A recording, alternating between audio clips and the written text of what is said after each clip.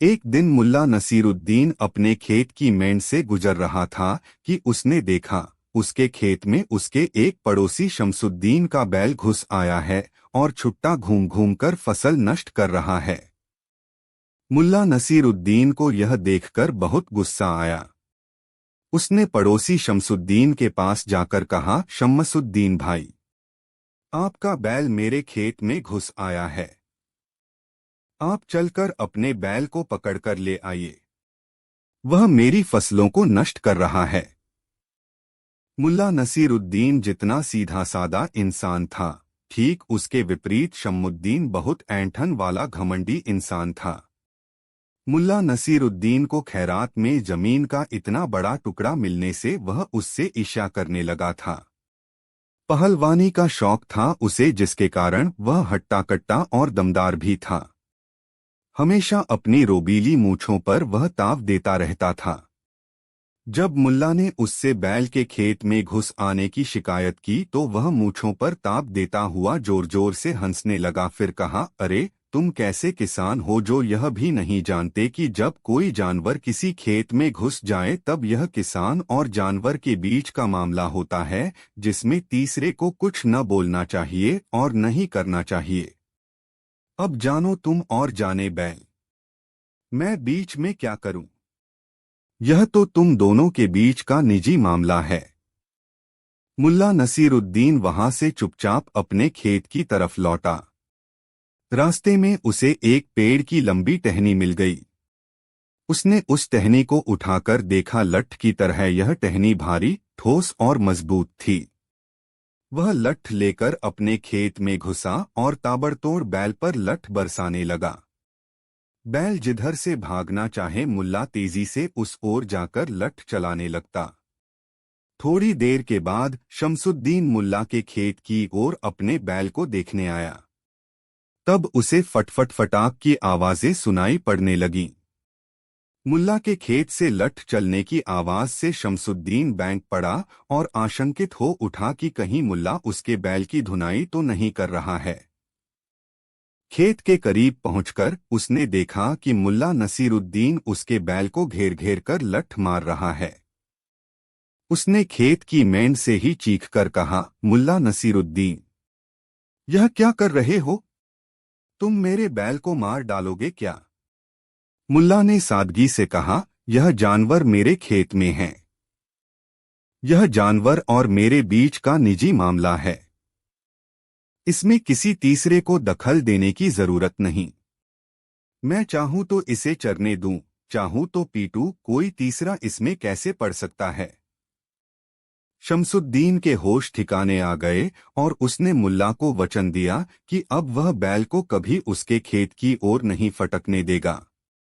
शमसुद्दीन के तेवर डीले होते देखकर मुल्ला नसीरुद्दीन के चेहरे पर मुस्कान तैरने लगी। कहानी 2। एक दिन मुल्ला नसीरुद्दीन ने अपने खेत से 3 बकरे खरीदे। वे बकरे बड़े सुंदर और हट्टे-कट्टे थे। मुल्ला ने सोचा कि वे इन्हें शहर के बाजार में बेचेंगे और अच्छा मुनाफा कमाएंगे।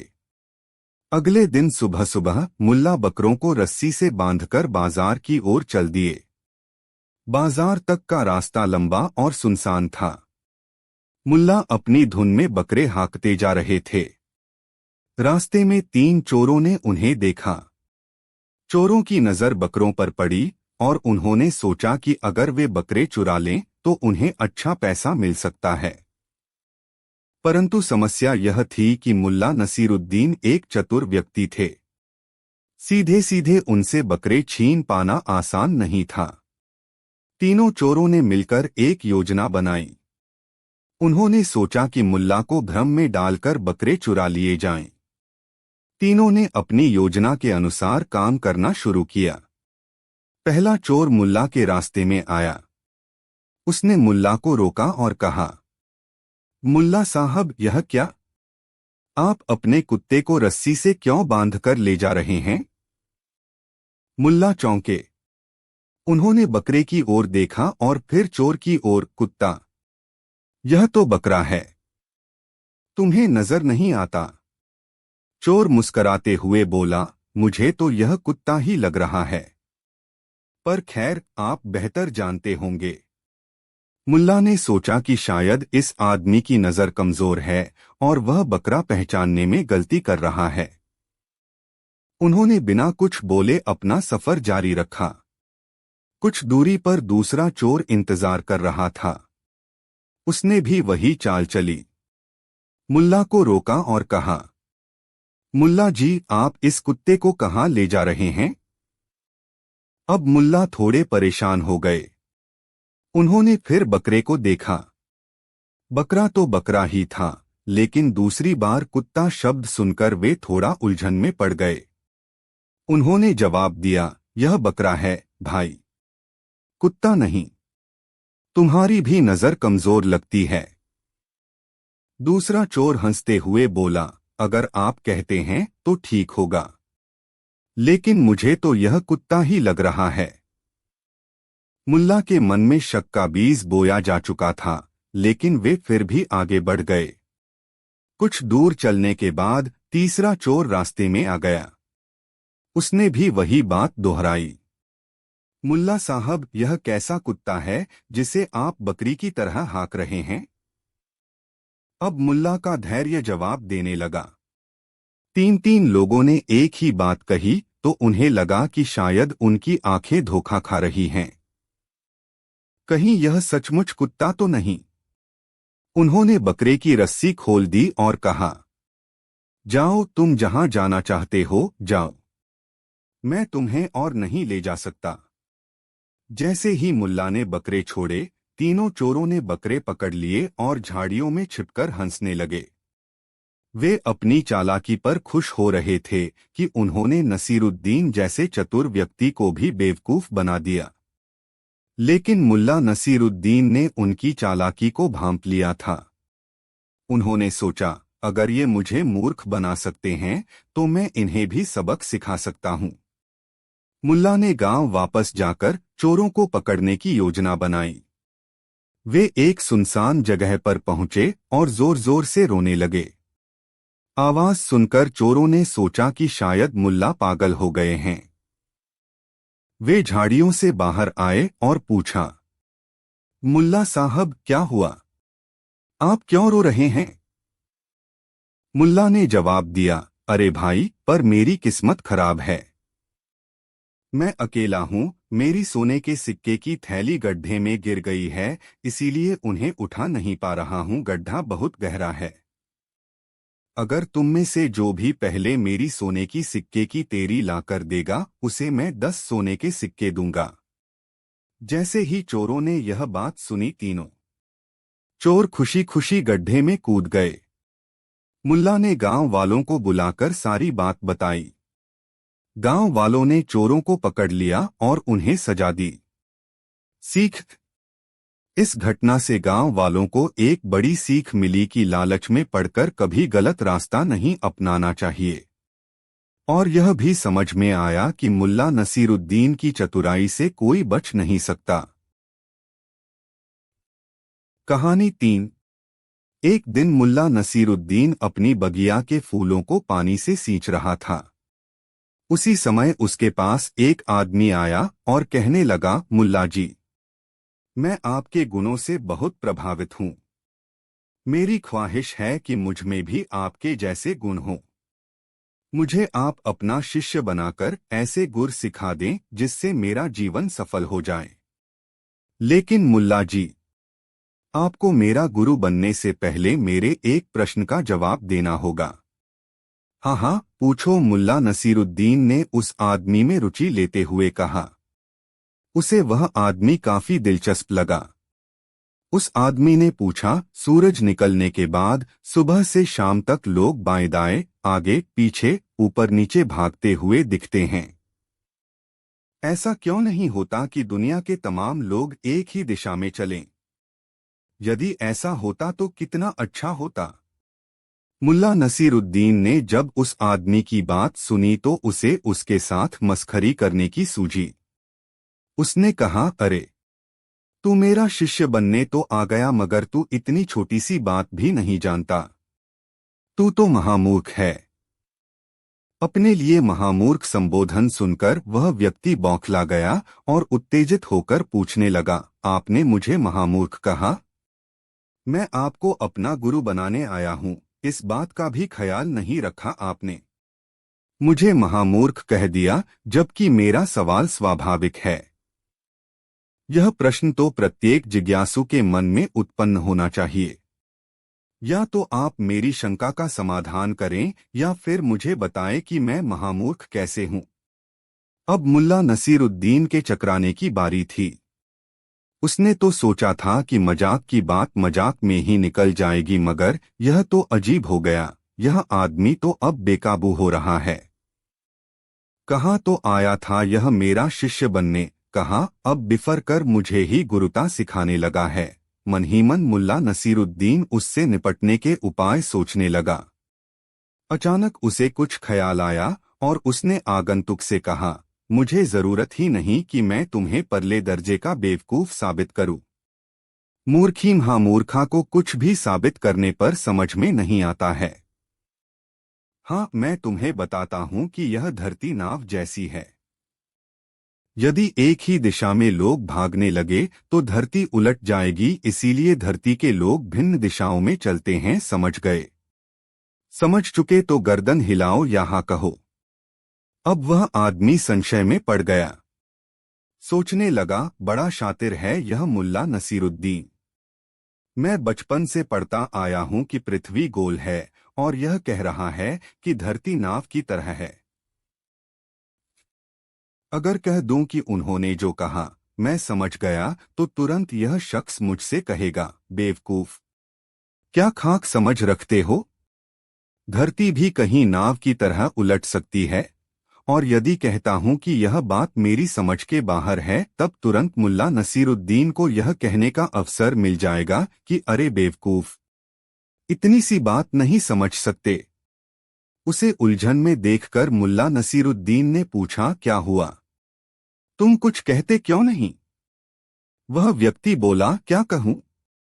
समझें तब भी और नहीं समझें तब भी मुझे आप परले दर्जे का बेवकूफ ही कहने वाले हैं। उसकी बात सुनकर मुल्ला नसीरुद्दीन ने हंसकर कहा, सबके सामने जीवन के ऐसे ही सवाल हैं, क्या करोगे? इतना तो मुझे पता चल ही गया कि तुम समझदार हो, इसलिए तुम मेरे शिष्य बन सकते हो। और उस दिन वह व्यक्ति मुल्ला नसीरुद्दीन का शिष्य बन गया। कहानी 4। किसी समय की बात है, एक छोटे से गांव में मुल्ला नसीरुद्दीन अपने गधे के साथ रहता था। गधा मुल्ला का बहुत प्रिय था और वह हमेशा उसे अपने साथ रखता। वह गधा न सिर्फ मुल्ला के लिए एक साधन था, बल्कि उनका सबसे अच्छा दोस्त भी था। मुल्ला नसीरुद्दीन के पास एक बुद्धिमानी और हास्य का अद्भुत संयोजन था, और यही कारण था कि उसके साथ हर जगह मजेदार घटनाएं घटती थीं। एक दिन मुल्ला नसीरुद्दीन अपने गधे को लेकर बाजार जा रहा था। वह गधे की पीठ पर सवार था और बाजार में चलते हुए लोग उसे देख रहे थे। अचानक एक आदमी पास आया और उसने कहा, मुल्ला, तुम्हारे पास गधा है, पर तुम खुद उस पर सवार हो, यह तो ठीक नहीं है। क्या तुम गधे को सवारी करने की बजाय उसे चलने नहीं देते? मुल्ला नसीरुद्दीन मुस्कराया और बोला, ठीक है, तो मैं गधे को नीचे उतार कर चलने दूंगा। उसने गधे को नीचे उतार लिया और खुद उसके साथ चलने लगा। कुछ समय बाद एक और व्यक्ति आया और बोला, मुल्ला, तुम्हारे पास गधा है और तुम खुद चल रहे हो, यह ठीक नहीं है। तुम्हें तो उस पर सवार होकर जाना चाहिए। मुल्ला ने जवाब दिया, ठीक है, मैं फिर से सवार हो जाऊंगा। वह गधे पर सवार हो गया और आगे बढ़ने लगा। इस तरह से वह चलता गया और हर व्यक्ति से कहता गया कि वे सही थे, लेकिन हर बार उसने अपने तरीके से सवारी बदल दी। अंततः वह एक चौक पर पहुंचता है जहां एक बुद्धिमान आदमी खड़ा था। मुल्ला नसीरुद्दीन ने उससे पूछा, क्या तुम जानते हो कि मैं क्या कर रहा हूं?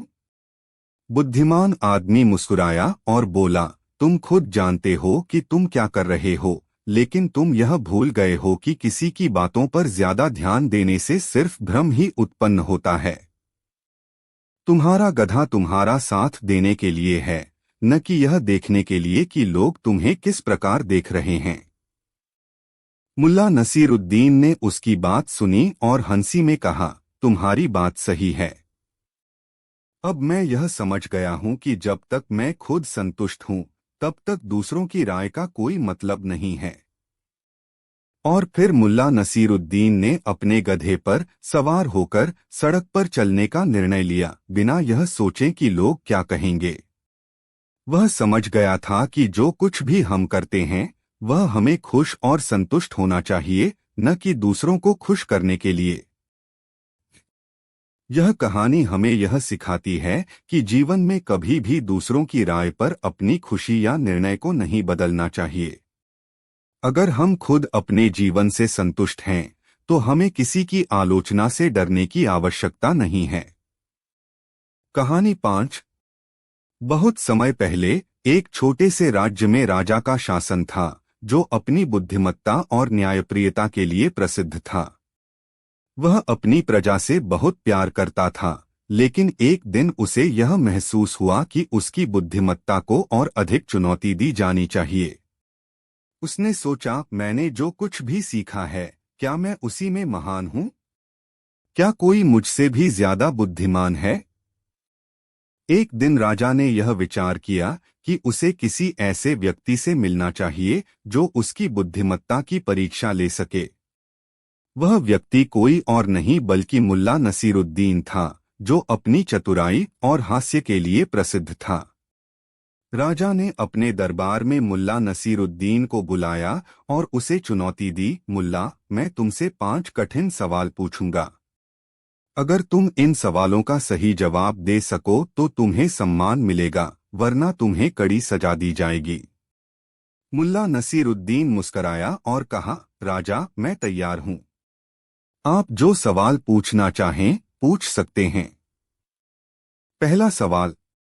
राजा ने पहला सवाल पूछा, सबसे पुराना और सबसे मूल्यवान चीज क्या है जो कभी भी पूरी तरह से खो नहीं सकती? मुल्ला नसीरुद्दीन ने उत्तर दिया, समय, महाराज। समय हमेशा चलता रहता है, चाहे हम इसे कितना भी रोकने की कोशिश करें।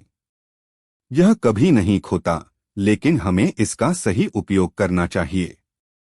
राजा थोड़ा हैरान हुआ, क्योंकि यह एक बहुत गहरा और सही उत्तर था।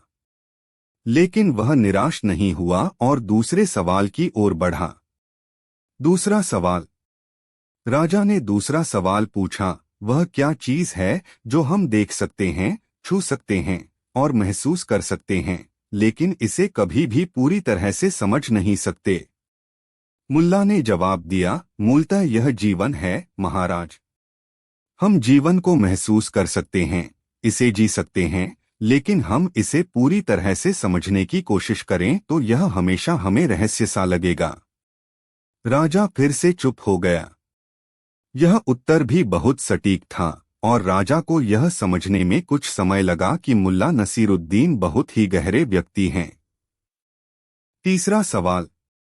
राजा ने तीसरा सवाल पूछा, हम किस चीज को जितना अधिक देंगे, वह उतनी ही अधिक बढ़ती है? मुल्ला ने मुस्कुराते हुए जवाब दिया, यह है प्यार, महाराज। जब आप किसी को प्यार देते हैं, तो वह प्यार बढ़ता है। यह एक ऐसी चीज है जो जितनी अधिक आप देते हैं, उतनी ही अधिक बढ़ती जाती है। राजा को इस उत्तर ने सोचने पर मजबूर कर दिया, क्योंकि यह बहुत गहरी बात थी। वह जानता था कि मुल्ला नसीरुद्दीन किसी सामान्य व्यक्ति से कहीं अधिक चतुर है। चौथा सवाल। राजा ने चौथा सवाल पूछा, वह क्या है जो हमें हमेशा पहले से दिखता है, लेकिन हम उसे कभी नहीं देख सकते? मुल्ला ने थोड़ी देर सोचा और फिर कहा, यह है भविष्य, महाराज। हम भविष्य को हमेशा देख सकते हैं, हम इसके बारे में योजनाएं बनाते हैं, लेकिन हम इसे कभी भी देख नहीं सकते। राजा फिर से चुप हो गया। मुल्ला के जवाब में एक गहरी समझ और भविष्यवाणी की शक्ति थी। पांचवां सवाल। राजा ने आखिरी और सबसे कठिन सवाल पूछा, वह क्या है जो हम सबके पास होता है, लेकिन किसी को यह दिख नहीं सकता। मुल्ला ने मुस्कुराते हुए कहा, यह है आत्मा महाराज। हमारी आत्मा हमारे भीतर है, हम इसे महसूस कर सकते हैं, लेकिन हम इसे कभी बाहर से देख नहीं सकते। यह हमारे भीतर का सबसे सच्चा और पवित्र हिस्सा है। राजा अब पूरी तरह से आश्चर्यचकित था। मुल्ला नसीरुद्दीन ने जिन सवालों का उत्तर दिया वे सभी बहुत गहरे और सूक्ष्म थे। राजा ने महसूस किया कि वह मुल्ला के सामने बहुत छोटा है। उसने मुल्ला से कहा, तुमने मुझे पूरी तरह से हरा दिया मुल्ला। तुम सच में बुद्धिमान हो। मुल्ला ने हंसी के साथ जवाब दिया, महाराज, असल में तो बुद्धिमत्ता सबके भीतर होती है, बस हमें उसे पहचानने की आवश्यकता है। राजा ने मुल्ला को सम्मानित किया और उसे अपनी दरबार में हमेशा के लिए बुला लिया। वह जानता था कि मुल्ला नसीरुद्दीन न केवल एक महान व्यक्ति हैं, बल्कि जीवन के गहरे सत्य को समझने वाला व्यक्ति भी हैं। यह कहानी मुल्ला नसीरुद्दीन और राजा के बीच के बुद्धिमत्ता के खेल को दर्शाती है। मुल्ला ने अपनी चतुराई से राजा के सभी सवालों का सही उत्तर दिया, जिससे राजा को अपनी सीमाओं का एहसास हुआ और उसने मुल्ला को सम्मानित किया। कहानी 6। एक बार की बात है, मुल्ला नसीरुद्दीन अपने गांव के बाजार से लौट रहे थे। उनके पास एक खच्चर था जिस पर उन्होंने अपने सामान लाद रखा था। बाजार से उन्होंने कुछ जरूरी चीजें खरीदी थीं, जैसे आटा, तेल, मसाले और अपने घर के लिए मिठाई। बाजार के रास्ते में ही मुल्ला ने सुना कि पास के गांव में कुछ चोरों का गिरोह सक्रिय है, जो राहगीरों को लूट लेते हैं। लेकिन मुल्ला नसीरुद्दीन की बुद्धि और चतुराई के किस्से दूर दूर तक मशहूर थे। वह जानते थे कि किसी भी परिस्थिति में अपने दिमाग का इस्तेमाल कैसे करना है। 3 चोर जो खुद को बड़े होशियार समझते थे, उसी रास्ते पर घात लगाए बैठे थे। उन्हें पता चला था कि मुल्ला नसीरुद्दीन इसी रास्ते से गुजरने वाले हैं। पहले चोर ने कहा, मुल्ला के पास जरूर कुछ कीमती सामान होगा, उसे हम लूट लेंगे। दूसरा चोर बोला, लेकिन वह तो चालाक है, हमें एक अच्छी योजना बनानी होगी। तीसरा चोर, जो सबसे मूर्ख था, बोला, चिंता मत करो, मुल्ला को हम अपनी चतुराई से हराकर उसकी हर चीज छीन लेंगे। पहला चोर की चाल। मुल्ला नसीरुद्दीन आराम से अपने खच्चर पर बैठकर आगे बढ़ रहे थे। तभी पहला चोर रास्ते में मिला। उसने अपनी शालीनता का परिचय देते हुए कहा, सलाम मुल्ला जी, आपसे कुछ जरूरी बात करनी है। मुल्ला ने सोचा, यह जरूर कोई चाल है, लेकिन चलो देखते हैं यह क्या चाहता है। चोर बोला, मुल्ला जी, आपके खच्चर पर लदी ये चीजें काफी पुरानी और खराब लग रही हैं। मैं आपके लिए नया सामान लाकर दूंगा, यह सामान मुझे दे दीजिए। मुल्ला ने मुस्कुराते हुए कहा, वाह भाई, तुम्हारी उदारता देखकर मैं प्रभावित हूं, लेकिन यह सामान मेरी पत्नी ने खरीदा है। अगर मैंने इसे तुम्हें दे दिया तो वह मुझसे नाराज हो जाएगी। पहला चोर निराश होकर चला गया। दूसरे चोर की चाल। थोड़ी दूर चलने पर दूसरा चोर रास्ते में मिला। वह भी चालाकी दिखाने की कोशिश कर रहा था। उसने मुल्ला से कहा, मुल्ला साहब, आपके खच्चर के खुरों में चोट लग गई है, अगर आप इसे मुझे दे दें तो मैं इसे ठीक कर दूंगा। मुल्ला ने कहा, यह तो बड़ी अच्छी बात है, लेकिन मेरे पास इसे तुम्हें देने का समय नहीं है। दूसरा चोर भी निराश होकर चला गया। तीसरे चोर की मूर्खता। अब तीसरे चोर की बारी थी। उसने सोचा कि वह कुछ अनोखा करेगा। उसने मुल्ला के सामने जाकर कहा, मुल्ला, मैंने सुना है कि तुम बहुत चतुर हो। अगर तुमने मुझे अपनी चतुराई से हराया तो मैं तुम्हें छोड़ दूंगा, लेकिन अगर मैं जीत गया तो तुम्हें अपना खच्चर और सामान मुझे देना होगा। मुल्ला ने सोचा, यह चोर सबसे बड़ा मूर्ख है, इसे तो आसानी से सबक सिखाया जा सकता है। मुल्ला ने तीसरे चोर से कहा, ठीक है, तुम्हारी शर्त मंजूर है, लेकिन पहले मैं तुमसे एक पहेली पूछूंगा। अगर तुमने इसका उत्तर सही दिया तो मैं हार जाऊंगा। चोर ने कहा, पूछो मुल्ला, मैं हर पहेली का उत्तर जानता हूं। मुल्ला ने पूछा, बताओ, ऐसा क्या है जो हमेशा बढ़ता है लेकिन कभी खत्म नहीं होता। चोर ने बहुत सोचा लेकिन उत्तर नहीं दे पाया। वह चुपचाप खड़ा रहा। मुल्ला ने मुस्कुराते हुए कहा, इसका उत्तर है ज्ञान, और तुम्हें यह समझने में अभी बहुत समय लगेगा। अब जाओ और मेहनत करके कुछ सीखो। तीनों चोर मिलकर मुल्ला को लूटने आए थे, लेकिन उनकी सारी योजनाएं नाकाम हो गईं। मुल्ला नसीरुद्दीन अपनी चतुराई और बुद्धि से उनका सामना करते रहे। अंत में तीनों चोर शर्मिंदा होकर वहां से भाग गए। मुल्ला नसीरुद्दीन ने हंसते हुए कहा, मूर्खता और चालाकी में हमेशा बुद्धि की जीत होती है। शिक्षा। इस कहानी से यह शिक्षा मिलती है कि संकट की घड़ी में धैर्य और बुद्धि का सहारा लेना चाहिए। चालाकी और धूर्तता ज्यादा दिनों तक नहीं टिकती, जबकि सच्चाई और ज्ञान हमेशा विजयी होते हैं। कहानी 7।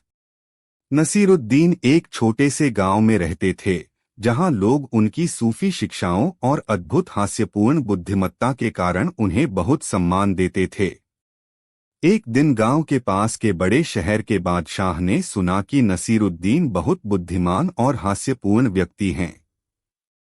वह उनकी समझ और चतुराई को परखना चाहता था। उसने नसीरुद्दीन को अपने महल में बुलवाया। नसीरुद्दीन महल में पहुंचे और बादशाह ने उन्हें देखा। बादशाह ने उन्हें अपनी बुद्धिमत्ता का परीक्षण करने के लिए एक चुनौती दी।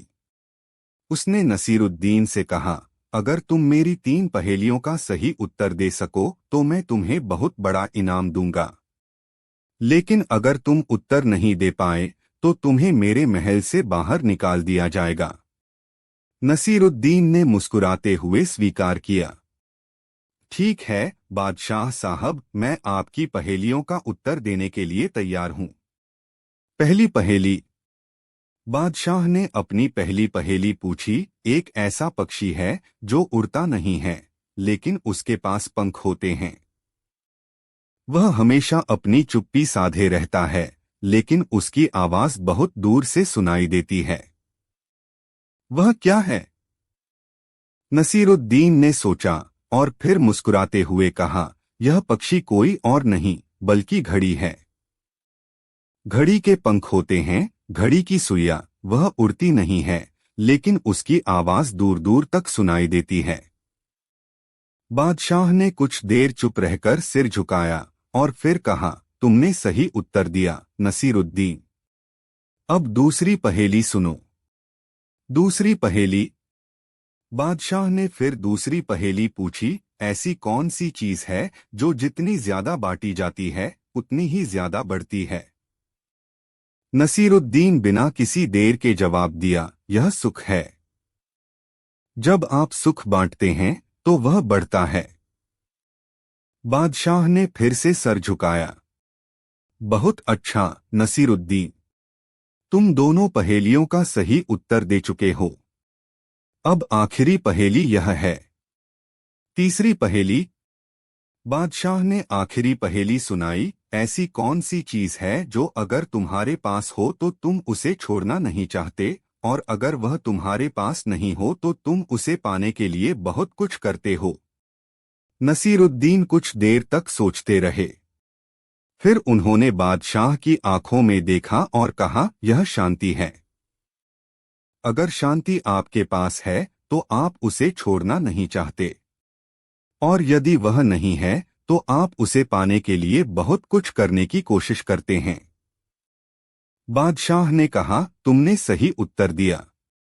तुमने सभी पहेलियों का सही उत्तर दिया है और मुझे यह मानना पड़ा कि तुम सच में बुद्धिमान हो। तुम्हें क्या इनाम चाहिए? नसीरुद्दीन ने एक पल सोचा और फिर कहा, मुझे कोई बड़ा इनाम नहीं चाहिए बादशाह साहब। मुझे बस इतना चाहिए कि आप इन पहेलियों को समझने के बाद अपने राज्य में लोगों को सुख, शांति और सुख बांटने की कोशिश करें। बादशाह ने नसीरुद्दीन की बातों को गंभीरता से सुना और फिर सिर झुकाते हुए कहा, तुम सही कहते हो नसीरुद्दीन। तुम्हारे उत्तरों में केवल बुद्धिमत्ता नहीं, बल्कि जीवन के गहरे संदेश भी छिपे हैं। इस तरह नसीरुद्दीन ने न केवल बादशाह को अपनी बुद्धिमत्ता से प्रभावित किया, बल्कि उसे जीवन के महत्वपूर्ण मूल्यों की भी याद दिलाई।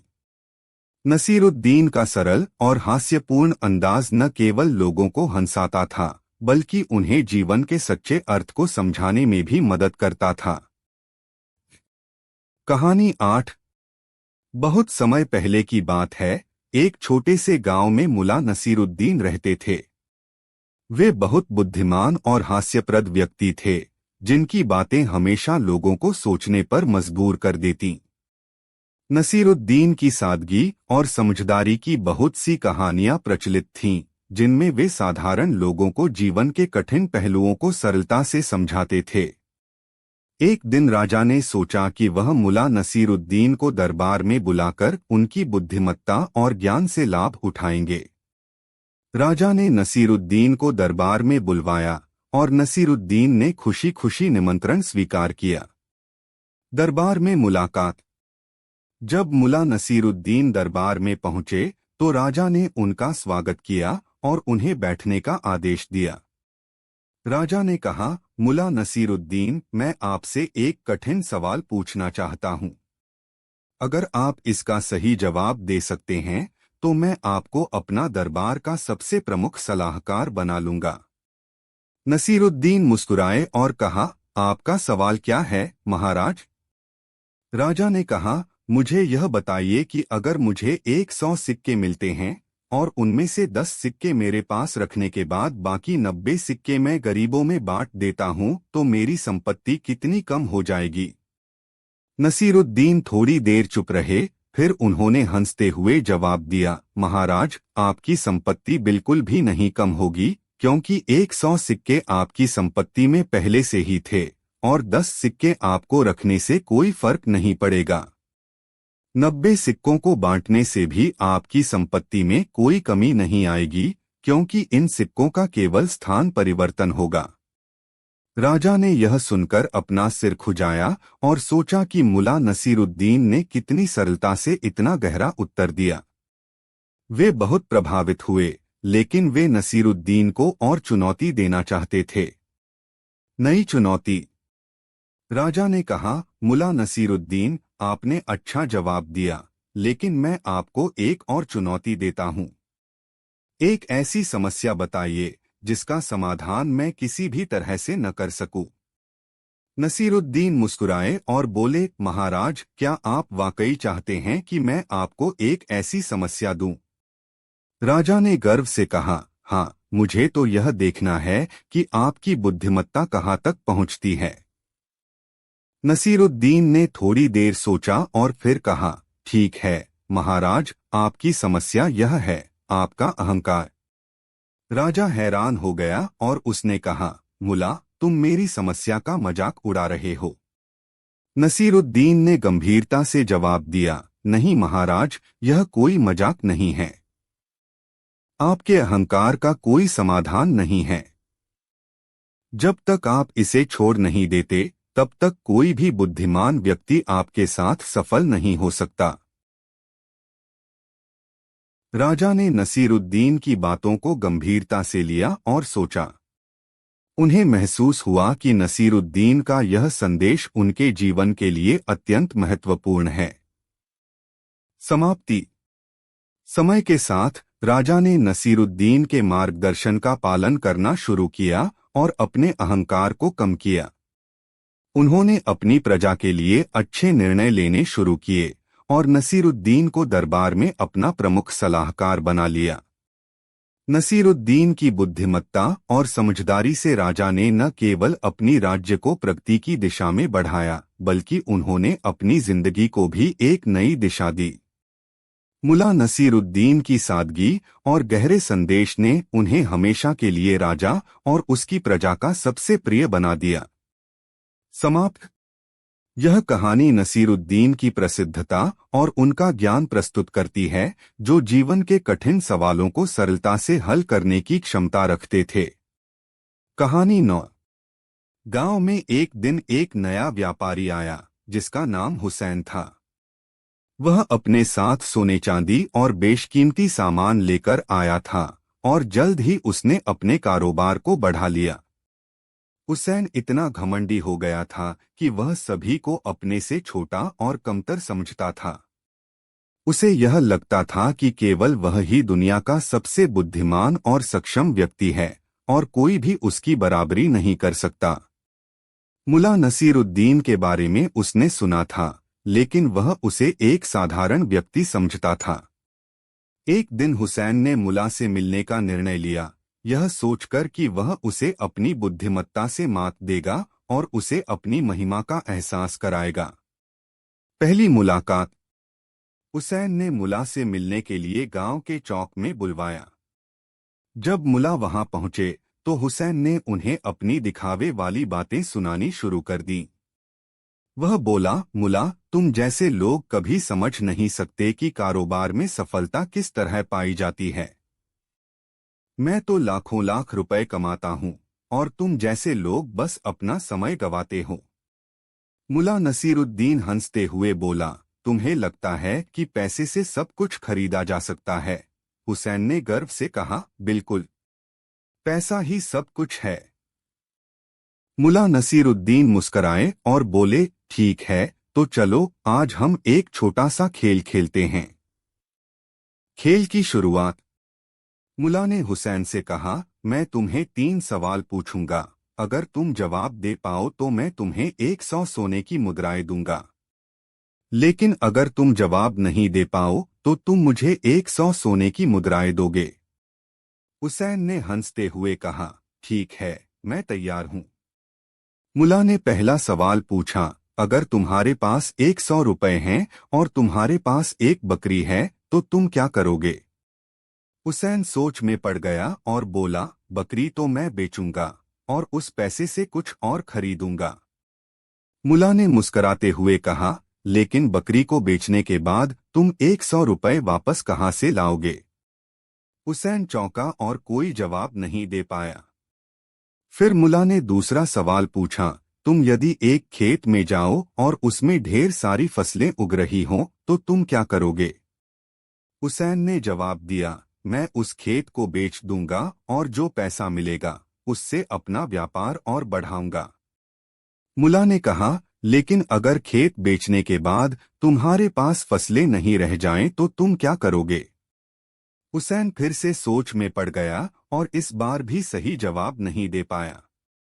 फिर मुल्ला ने तीसरा सवाल पूछा, अगर तुम्हारे पास बहुत सारा पैसा हो लेकिन तुम्हारे पास कोई भी सच्चा दोस्त न हो तो क्या करोगे?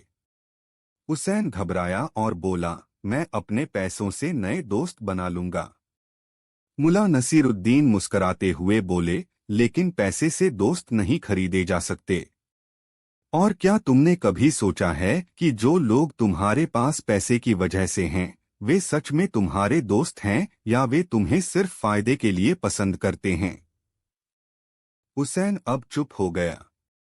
उसने महसूस किया कि उसकी सारी योजनाएं और तर्क बेकार हो गए थे। वह सोचने लगा कि उसने कभी सच्चे रिश्तों और जीवन के असल मूल्यों को समझा ही नहीं। हुसैन की आत्ममूल्यता। उस दिन के बाद हुसैन ने मुल्ला नसीरुद्दीन के शब्दों को समझा और अपने जीवन में बदलाव लाने का निर्णय लिया।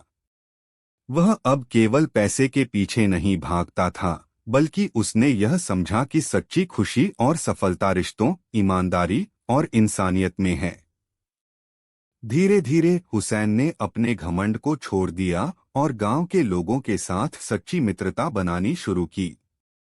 मुल्ला नसीरुद्दीन की ओर से यह शिक्षा बहुत ही सरल थी, पैसे से बहुत कुछ खरीदा जा सकता है, लेकिन सच्ची खुशियां और मानवीय रिश्ते केवल समझदारी और सच्चाई से ही मिलते हैं। कहानी का उपसंहार। मुल्ला नसीरुद्दीन की बुद्धिमत्ता ने एक घमंडी व्यापारी को सिखाया कि असली सफलता पैसे में नहीं, बल्कि मानवीय संबंधों और इंसानियत में होती है। हुसैन अब सिर्फ एक व्यापारी नहीं था, बल्कि एक समझदार इंसान बन गया था। उसने यह समझा कि घमंड केवल इंसान को अंधा बनाता है और सच्ची सफलता शांति और संतुलन में है।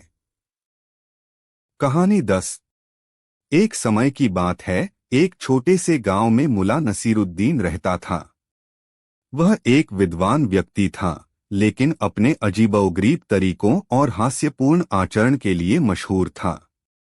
लोग उसे अपनी समस्याओं का समाधान पाने के लिए ढूंढते थे, और नसीरुद्दीन बिना किसी कष्ट के उन्हें संतुष्ट कर देता था, हालांकि उसके उत्तर अक्सर अजीब होते थे। उसका जीवन सरल था, लेकिन उसकी कहानियां और हल्की फुल्की मुसीबतें हमेशा उसे लोगों के बीच लोकप्रिय बनाती थीं। एक दिन गांव में एक सौदागर आया। वह एक बहुत ही अमीर व्यक्ति था, जिसने पूरे गांव को अपनी चमचमाती वस्तुओं और महंगी चीजों से प्रभावित किया। उसका नाम था अली। अली सौदागर के पास बेशुमार दौलत थी, और वह सोचता था कि उसका धन ही सब कुछ है। उसने सोचा कि वह नसीरुद्दीन के पास जाएगा और उसे अपनी समझ और ज्ञान से चौंका देगा। अली ने नसीरुद्दीन को अपने घर बुलाया और उसे अपनी सारी संपत्ति दिखाने की योजना बनाई। मुल्ला नसीरुद्दीन, उसने बड़े गर्व से कहा, मैं तुम्हें अपनी संपत्ति दिखाना चाहता हूँ। देखो मेरे पास कितना धन है, और लोग मुझसे डरते हैं। क्या तुम्हारे पास कुछ ऐसा है जो मेरे पास नहीं है? नसीरुद्दीन ने मुस्कुराते हुए कहा, धन और संपत्ति तो एक दिन नष्ट हो जाती है, लेकिन एक अच्छा दिल और सच्ची समझ हमेशा बनी रहती है। अली ने हंसी में कहा, तुम एक दिन मेरी संपत्ति का मुकाबला करोगे। नसीरुद्दीन ने उसे एक मजेदार चुनौती दी, तुम मुझसे किसी भी चीज में मुकाबला करो, लेकिन हम इसे एक खेल में बदल देंगे। अगर मैं जीत गया तो तुम मुझे एक छोटी सी संपत्ति दोगे, और अगर तुम जीत गए तो मैं तुम्हारा हर आदेश मानूंगा। अली ने यह चुनौती स्वीकार कर ली, यह सोचकर कि वह अपनी चतुराई से नसीरुद्दीन को हरा देगा। ठीक है, खेल शुरू करें, उसने कहा। नसीरुद्दीन ने कहा, हम इसे एक सरल खेल बनाएंगे, जहां हमें यह देखना होगा कि कौन सबसे पहले सही उत्तर दे सकता है। मैं तुमसे 5 सवाल पूछूंगा, और तुम मुझे उनका जवाब दोगे। अगर तुम किसी भी सवाल का गलत जवाब देते हो तो मैं जीत जाऊंगा। अली ने सोचा कि यह बहुत सरल होगा, और उसने चुनौती स्वीकार कर ली। दोनों एक मैदान में बैठ गए, और नसीरुद्दीन ने पहला सवाल पूछा, दुनिया में सबसे भारी चीज क्या है? अली ने तुरंत जवाब दिया, सोने की खदान। नसीरुद्दीन मुस्कराते हुए बोले, गलत। दुनिया में सबसे भारी चीज एक आदमी का अहंकार है। वह जब तक दूसरों से ऊपर होता है, उसे अपनी गलती का एहसास नहीं होता। अली थोड़ा चिढ़ गया, लेकिन उसने सोचा कि अगले सवाल का जवाब सही देगा। नसीरुद्दीन ने दूसरा सवाल पूछा, दुनिया में सबसे हल्की चीज क्या है? अली ने फिर से जवाब दिया, हवा। नसीरुद्दीन ने हंसते हुए कहा, गलत। सबसे हल्की चीज किसी का दिल है, जो बिना किसी कारण के आसानी से बदल जाता है। अली अब थोड़ा परेशान हो गया था, लेकिन उसने तीसरा सवाल का उत्तर देने की कोशिश की। अगर तुम किसी चीज को केवल देख सकते हो, लेकिन छू नहीं सकते, तो वह क्या होगी? अली ने जवाब दिया, आसमान। नसीरुद्दीन ने सिर हिलाया और कहा, गलत। वह तुम्हारा सपना है। तुम्हें वह कभी भी छू नहीं सकते, लेकिन हमेशा देख सकते हो। अब अली को यकीन हो गया कि यह खेल उसे हारने वाला है। फिर भी उसने चौथे सवाल का उत्तर देने का प्रयास किया। अगर तुम किसी चीज को दिन में देख सकते हो लेकिन रात में नहीं, तो वह क्या हो सकती है? अली सोचने लगा और फिर कहा, चांद। नसीरुद्दीन ने मुस्कराते हुए कहा, सही जवाब। चांद को तुम दिन में नहीं देख सकते क्योंकि उसकी रोशनी सूरज से कमजोर हो जाती है।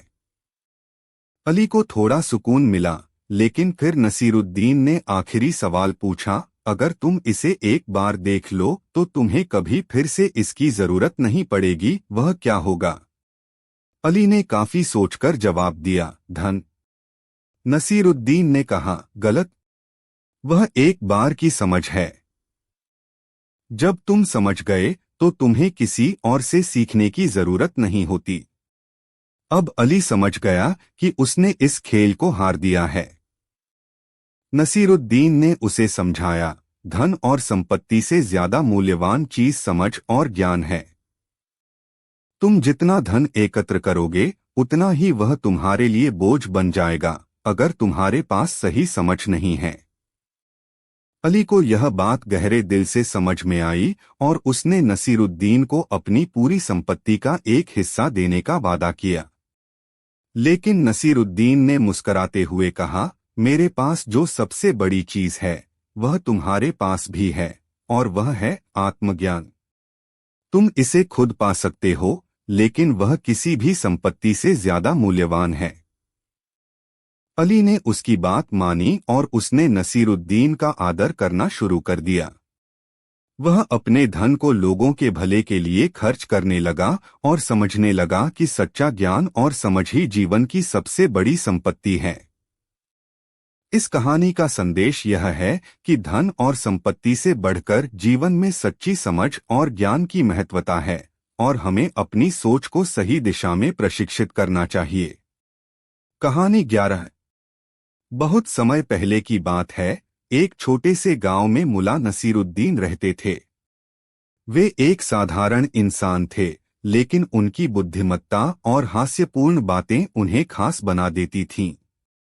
उनका जीवन सरल था, परंतु वे हमेशा अपने आसपास के लोगों के साथ मस्ती करने और उन्हें महत्वपूर्ण सबक सिखाने के लिए जाने जाते थे। गांव में एक खतरनाक और अहंकारी आदमी आया, जिसका नाम था मीर अली।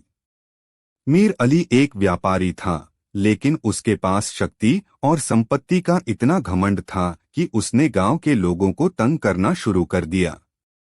वह हर किसी से अपने तरीके से काम करवाता और जो उसे नहीं मानता उसे तंग करता।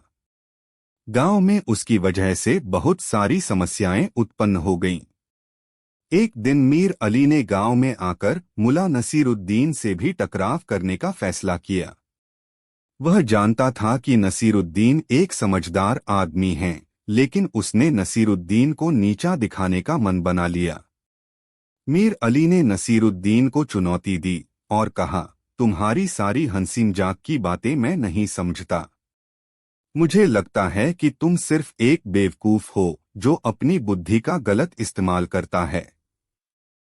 नसीरुद्दीन ने मुस्कुराते हुए जवाब दिया, मीर अली, मैं कोई सामान्य आदमी नहीं हूँ।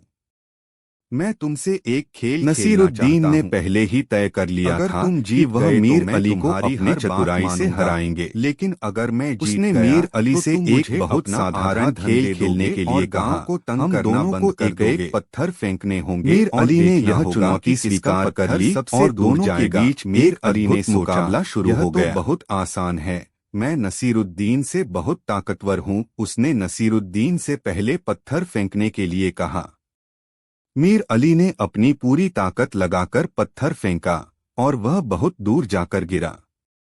उसने नसीरुद्दीन को देखा और मुस्कुराते हुए कहा, अब तुम्हारी बारी है, क्या तुम ऐसा कर सकते हो?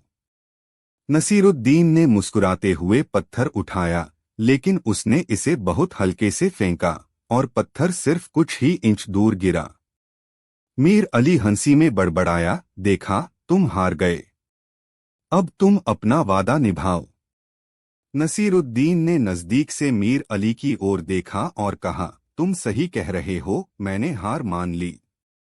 लेकिन अब मैं तुम्हें एक और खेल खिलाने के लिए कहता हूँ। मीर अली ने हैरान होकर पूछा, क्या खेल होगा? दूसरा खेल। नसीरुद्दीन ने एक गड्ढा खोला और उसमें एक पानी की बाल्टी रख दी। अब तुमसे कहता हूं, नसीरुद्दीन ने कहा, तुम्हें उस पानी से बाल्टी निकालनी होगी बिना किसी उपकरण के। जो यह काम सबसे जल्दी करेगा वही जीत जाएगा। मीर अली को यह चुनौती थोड़ा मुश्किल लगी, लेकिन उसने बिना सोचे समझे कोशिश करना शुरू कर दिया। वह बाल्टी को अपने हाथों से खींचने की कोशिश करने लगा, लेकिन उसका प्रयास विफल हो गया। उसकी सारी ताकत और मेहनत के बावजूद वह पानी नहीं निकाल सका। वहीं नसीरुद्दीन ने बाल्टी को एक रस्सी से बांधकर बहुत आसानी से बाहर खींच लिया। क्या तुमने देखा? नसीरुद्दीन ने मीर अली से पूछा। तुम अपनी ताकत पर इतना घमंड करते हो, लेकिन कभी भी सही तरीके से चीजें करने का सोचा है?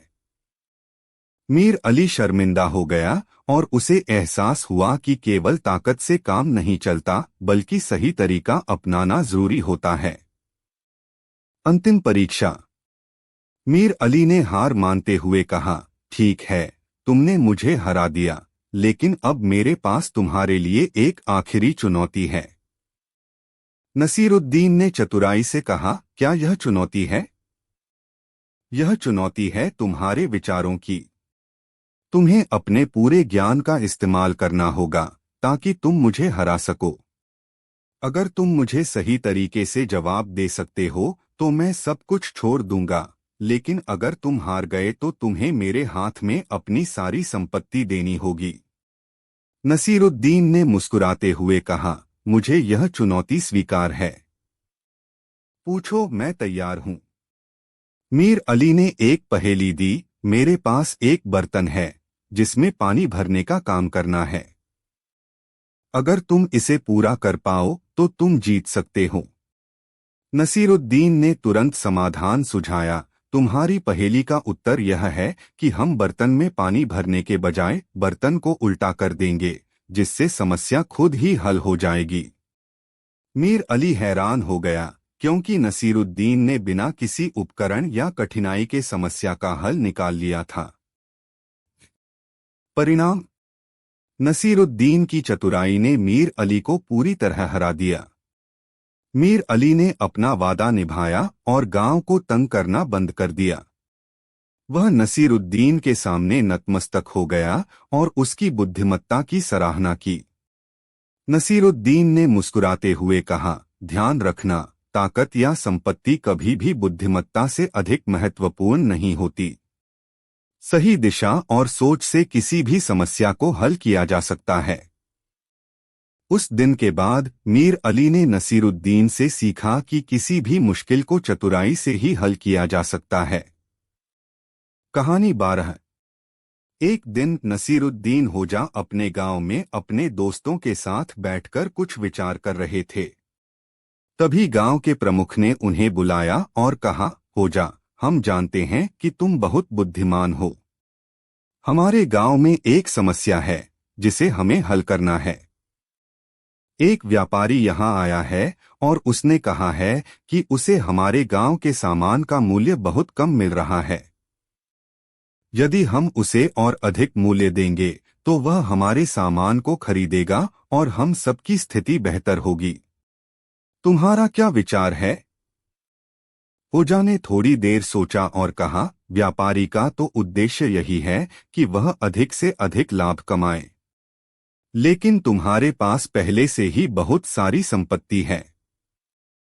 अगर तुम्हें सही निर्णय लेना है तो हमें यह समझना होगा कि हमारे पास जो है वही हमारे लिए पर्याप्त है। गांव के प्रमुख ने सोचा और कहा, तुम सही कहते हो, होजा। लेकिन व्यापारी का कहना है कि अगर हम उसे और अधिक देंगे तो वह हमें और अधिक लाभ दे सकता है। होजा मुस्कराए और कहा, व्यापारी केवल दिखावे की बात करता है। तुम उसका प्रलोभन मत स्वीकार करो। तुम्हें जो चाहिए वह तुम्हारे पास पहले से है। होजा की बातों का प्रभाव। गांव के प्रमुख ने होजा की बातों को समझा और व्यापारी से और अधिक पैसे देने का प्रस्ताव खारिज कर दिया। इसके बजाय उसने अपने गांव के लोगों से मिलकर एक साझा योजना बनाई, जिसमें सभी लोग एक दूसरे की मदद करते हुए अपने व्यापार को बढ़ा सकते थे। इसके परिणामस्वरूप गांव के लोग खुशहाल हो गए और व्यापार भी बेहतर हुआ। जीवन की सच्चाई। नसीरुद्दीन होजा की समझदारी इस घटना के बाद और अधिक स्पष्ट हो गई। उनकी यह बात सच्ची थी कि हमारे पास जो है वही हमारे लिए पर्याप्त है। हमें बाहर से कुछ और पाने की आवश्यकता नहीं है, क्योंकि हमारी खुशियां और सफलता हमारे भीतर ही छिपी हुई हैं। होजा ने यह भी सिखाया कि जीवन में हमेशा दिखावे और बाहरी दुनिया के प्रलोभनों से बचना चाहिए। जिन चीजों की हमें आवश्यकता नहीं है, उन पर ध्यान केंद्रित करने से हम केवल मानसिक और भावनात्मक रूप से थक जाते हैं। इसके बजाय हमें अपनी सादगी और आंतरिक शांति पर ध्यान केंद्रित करना चाहिए।